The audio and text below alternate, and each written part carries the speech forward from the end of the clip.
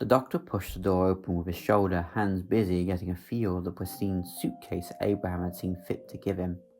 The weight of it shifted as he swung it back and forth, clattering against something else.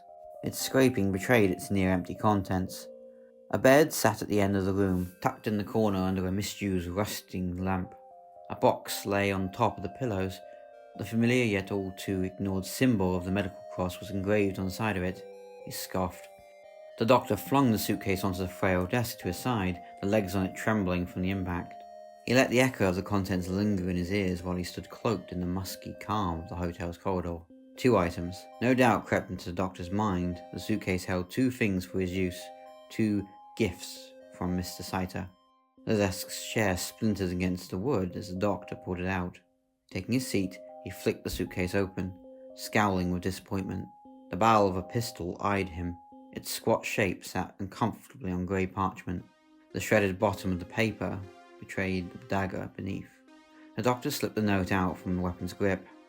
"Dear Doctor, I thank you for agreeing to help me in this matter. We'll have to act fast, but we can do this. Once you find the boy, just kick the door open and stroll out. It will be that easy. If you are in the manor after the sun sets, then you will need to keep hidden until it rises. Use these weapons well. Again, thank you. Abraham Saiter." Picking up the blade, the doctor allowed his fingers to dance along the handle of the dagger. He dropped it back into the suitcase and shut the lid. The doctor felt around in his own pocket. He smiled as the cold metal of his sonic met his fingertips, warming his heart. With footsteps fading into existence, he sighed, easing himself up to the closed door carefully. He kept his hands on the door time after the steps had disappeared again. Behind him, the piercing quiet of night came through the window. It bit at his ears. He looked out to night, slumping down from the door to the floor. Time ticked by while the doctor still ached, but a child sat thinking no one was coming to save him. Crisp, cold and cutting, the midnight wind howled through the long grass that greeted the doctor at the manor. A vast field carpeted his way to the building, whatever path was there barely visible under a long stretch of worn grass that replaced it. Gates like prison bars grew on the horizon. Under the moonlight they transcended mere metal, their twists and curves rising with each cloud that dared part the light even a little, creating the sense of a living pair of jaws waiting for the doctor. The Time Lord straightened his long coat. He strode ahead, trying to claim control again, but the question of his future self threatened to strangle him. The doctor distracted himself from a future dread with the future hope of the child. A bitter breeze became his companion for the night. The closer he came to the lock of the gate, the clearer the shape that paced in front of him became. A young lady, old enough to know passion but not the fury it can bring, muttered to herself too quickly for the doctor to decipher. As he made his way through the long grass, shrinking himself as to be but a gentle rustle of the fields, he homed in on the shine from a checkered medallion strung around her neck. A crack. The doctor stopped, his heart snapping to attention. She looked his way. Behind the grass, she stared blankly towards him. In that moment, the doctor saw the moon once more, its very essence reflected in her eyes. They swiftly moved from his direction to the clipboard that she clutched so attentively to herself. She would take a moment before continuing to mumble, sometimes letting one hand drift from the board to point at something on the gate. Before the doctor could continue, the young lady, doing her best to add authority to her rosy cheeks and simple hair, stood straight up to project her voice to the loudest whisper. These gates were originally built for Duke Granshaw over 100 years ago, but the architect lost them in a poker game just 2 nights after they were finished. She looked back to her clipboard. Pause for laughter. Then someone will probably ask me if it's true. Okay. The lady coughed, regaining the harsh whisper. It is well documented, and an artist was even commissioned to create this vision of the night. The painting can now be found above the fireplace of Duchess Sharon's manor. As she let out a deep sigh, her ears pricked to attention and she dropped her board. The doctor left the grass with a smile on his face, filling the air with his slow clapping. That was very well done. Am I to assume I stand in the presence of Madame Agatha Papyrus? Have we met, sir? The doctor dug in his pocket before swiping the invitation in front of her eyes. Not yet, but we will have tomorrow. I am Dr. John Smith. Sorry to intrude, but I was just fascinated by what I heard of the manor. Oh?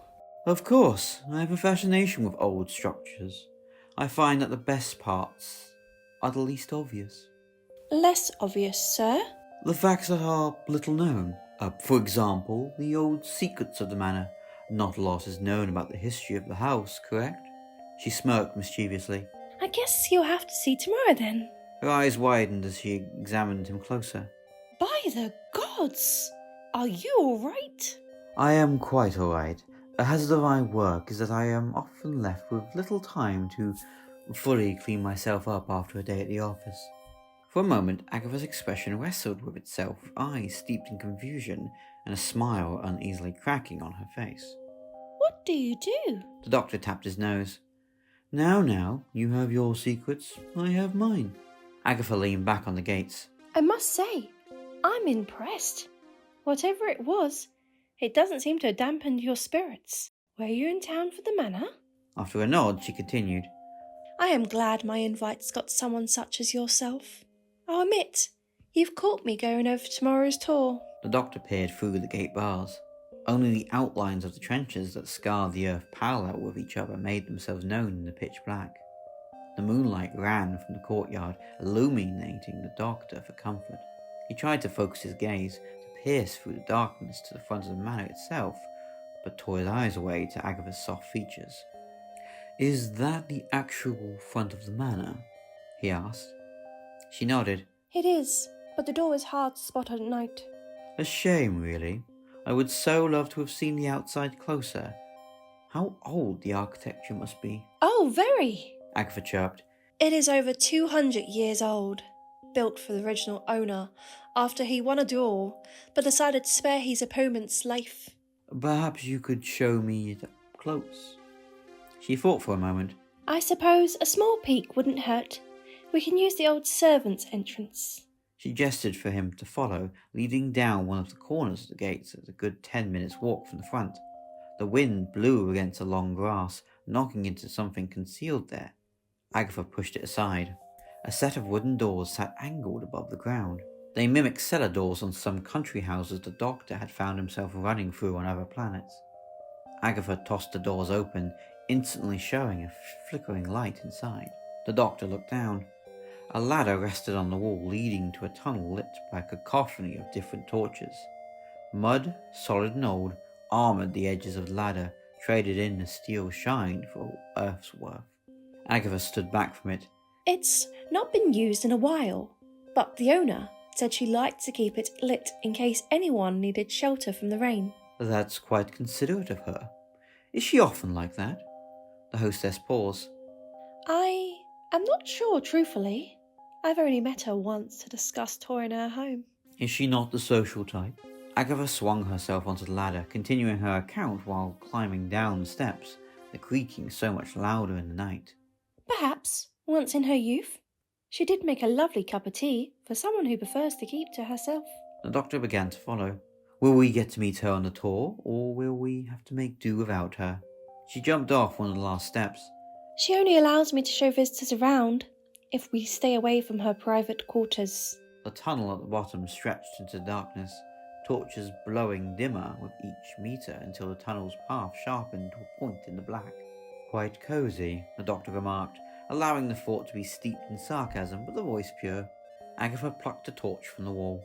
I'm glad you feel that way. They strolled through the corridor, now illuminated by Agatha's torch. The dark dissolved to show a door. Dirt encrusted with the barest flakes of whatever paint it once wore, still wallowing in amidst the scratches and splinters. A short journey, muttered the doctor. It should take us to a similar ladder under the courtyard. Would you like to do the honours? The doctor nodded. He pushed open the door, the hinges sending a hardened screech through the tunnel. The pair found the dark once more, although with a new companion, the deep smell of damp, fruity wood. When Agatha directed her torch, it brought them to a squat room layered with barrels, some leaking their contents. Shelves of bottles lined the walls, dust too thick to let the bright flame of the torch touch the glass. The doctor and Agatha made their way through the barrels, slipping through the gaps as best they could. The Time Lord spied the words blurred by time on the bottles. He narrowed his gaze. It took a moment for the writing to translate itself. The Dukes of Sanguis will rise. It's an old phrase, I believe, Explained Agatha. It will be a lovely note for the tour. The doctor raised an eyebrow. This is a lot of wine for one person. Agatha giggled.